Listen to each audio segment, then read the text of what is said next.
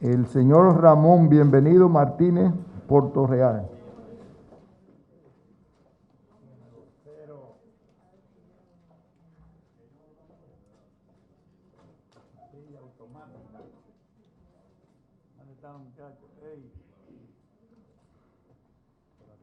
Buenos días y bienvenido. Tenemos un máximo de tiempo de 10 minutos para exponencia y alguna pregunta de los honorables diputados de esta comisión.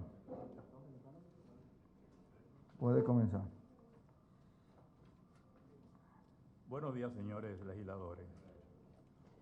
Cuando se luchaba por crear un Estado de Derecho, después del 30 de mayo de 1961, todos los dominicanos creíamos que con la desaparición física del dictador, nuestro país se iba a encaminar a una anhelada realidad, crear un Estado de Derecho y de observación estricta de la ley. Sin embargo, los acontecimientos políticos nos estremecieron 7 meses después, cuando el primer gobierno democrático elegido fue derrocado. Eso motivó que ingresáramos en una lucha fratricida para restablecer los principios de la Constitución. Eso trajo la intervención extranjera y no dejó una herencia de un periodo de 12 años cargado de pseudo de democracia, cargado de crímenes políticos y la corrupción sistémica. A pesar de los pesares, a pesar de los problemas, la República Dominicana continuó avanzando. Y en 1978 dimos un paso constitucional. Se abrió un espacio en la República Dominicana. Se abrió un espacio para fortalecer las instituciones y se abrió un discurso nuevo en el quehacer político dominicano, con la elección de un gobierno democrático y con una nueva perspectiva de lo que el país deseaba. Deseaba institucionalizar su accionar político. Esa realidad nos dio un ordenamiento constitucional que hasta el día de hoy lo hemos mantenido y es uno de los grandes privilegios que tiene la República Dominicana. Por más de 50 años somos el único país de la geopolítica que ha tenido una alternabilidad electoral, a veces cuestionada, a veces preocupante, pero es nuestra realidad política y durante más de 50 años hemos tenido un sostenimiento constitucional democrático. En el 2010 llegamos a un escenario nuevo.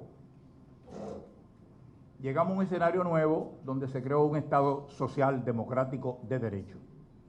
No eran palabras para la Constitución, sino era la realidad de ese momento que los dominicanos nos habíamos dado. Y en ese contexto y en esa realidad nace la ley que crea una figura jurídica llamada Defensor del Pueblo. 1 de febrero del 2001. Pero dentro de esa realidad se inscribe que pasaron 12 años para poder nominar a la persona que ocupara esa posición, como resultante del desarrollo político de la República Dominicana.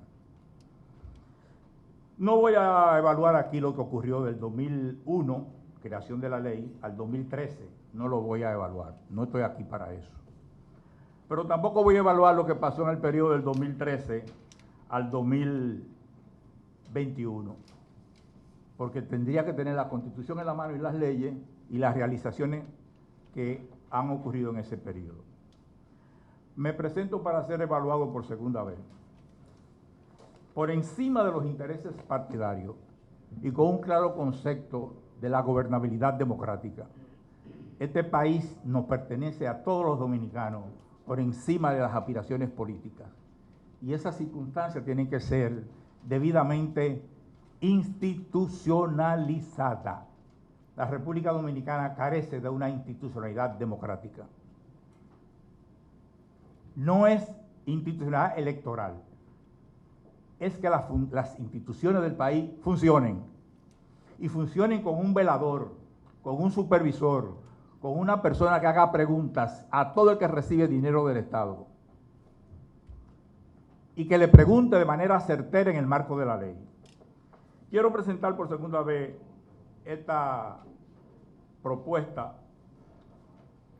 con la idea de que el defensor del pueblo pueda contribuir al fortalecimiento de la institucionalidad de la República Dominicana. El defensor del pueblo no es una filantropía. El defensor del pueblo no es un persecutor ciego. Es un ente de institucionalizar el país. Institucionalizarlo en los tres niveles: en el escenario ejecutivo, en el legislativo y en el judicial. Y una persona que haga preguntas a todo el que maneja fondos del Estado. Y una persona que haga preguntas sobre la aplicación de las leyes por los funcionarios.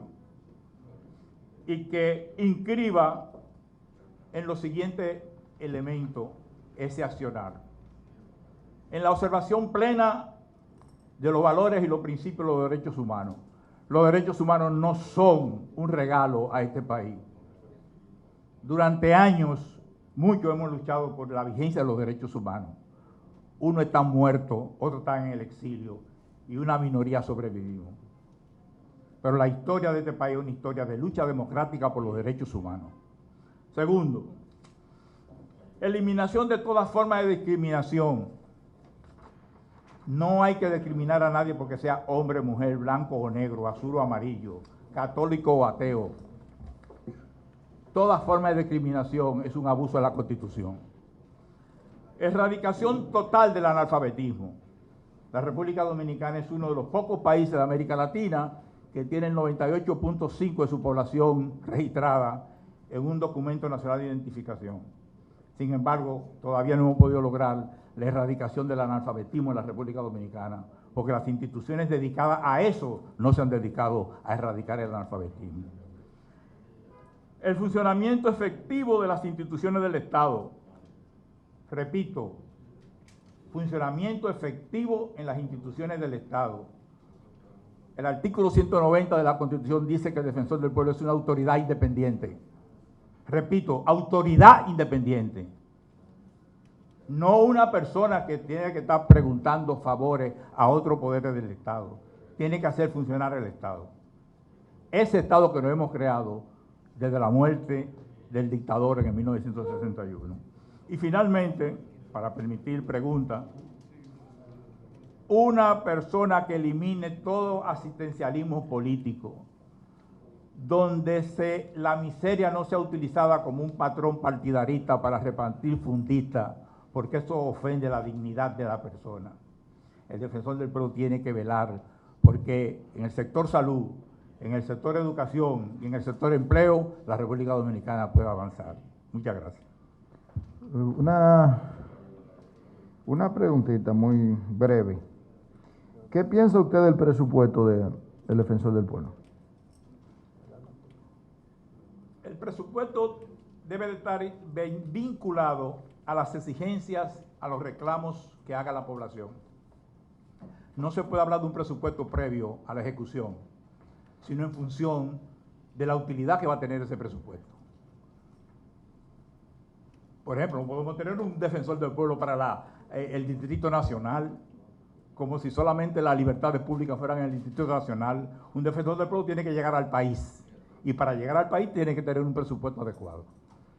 Bien, muchas gracias. Tiene la palabra el diputado Plutarco Pérez. Gracias. Buenos días. Señor Ramón, bienvenido Martínez, Puerto Real.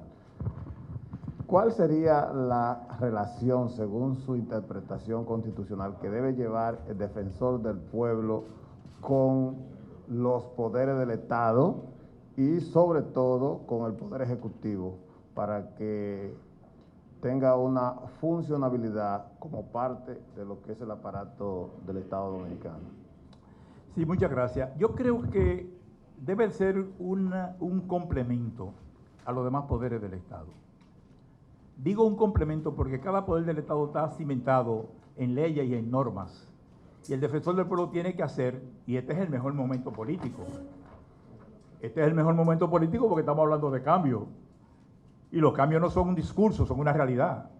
Entonces debe de tener una simetría entre el defensor del pueblo y las políticas ejecutadas por el gobierno. Y haciéndole saber al gobierno que él no es el Estado, que el gobierno es transitorio y que dentro de un periodo de 4 años usted se va, pero el Estado se queda. Y fomentar las políticas de Estado para que los funcionarios entiendan que el Estado existe independiente de los gobiernos. Por eso hemos tenido gobierno cada 4 años, pero hubo un dictador en el 1930 que creyó que el gobierno era el Estado y se quedó 30 años en el poder y hubo que bajarlo en la autopista 30 de mayo para decirle no, el Estado dominicano continúa.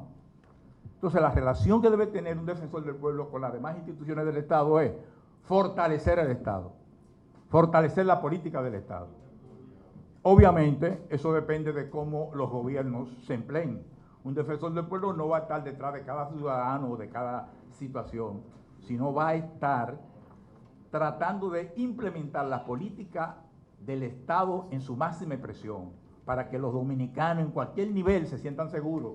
Y los funcionarios del Estado, entiéndase jueces, ejecutivos, legisladores, se sientan seguros de su función. El defensor del pueblo debe darle seguridad a todos los funcionarios del Estado. Darle seguridad de su ejercicio, de que usted lo está haciendo bien. Ahora, si usted lo hace mal, va a tener las consecuencias. Bien, muchas gracias por participar y buena suerte. Gracias a ustedes.